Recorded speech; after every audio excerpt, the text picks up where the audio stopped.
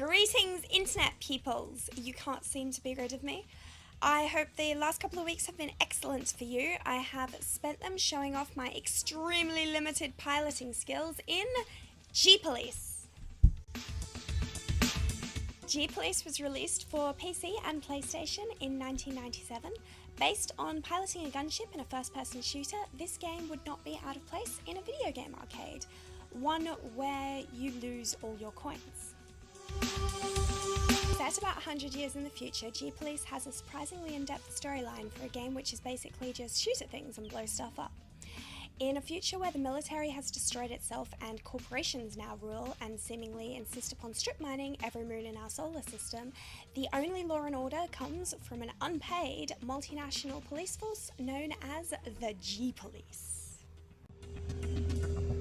As an ex-military pilot, you have no interest in joining the G-Police until your sister apparently committed suicide while working for them.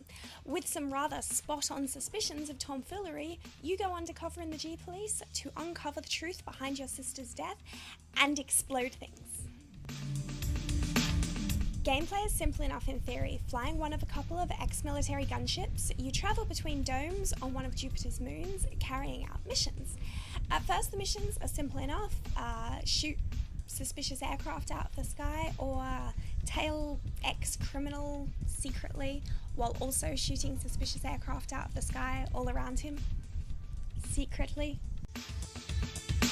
The missions begin to tie together and get more complicated, and following some more suspicious deaths and strange goings-on, you uncover a sinister plot. So, the moon Callisto is dotted with various domes, each of which has a set function: industry, agriculture, residential, etc. Each mission takes place within set domes, and you often have to travel between them to complete mission objectives. The inside of these domes look pretty cool, but the draw distance is a bit rubbish, with everything beyond a short distance being enveloped in a cloud of blackness. You have different weapons for each mission, from your standard cannon to an awesome green death beam. Anyway, this game is insanely hard. You have both ground and airborne targets to deal with, and while the training missions and first 6 standard missions are simple enough, after that things get a little crazy. And true, I am poos when it comes to shooters, but this game takes things to a whole new level. So your gunship suffers from inertia while flying around, trying to shoot at other craft that are flying around and changing altitude and so on.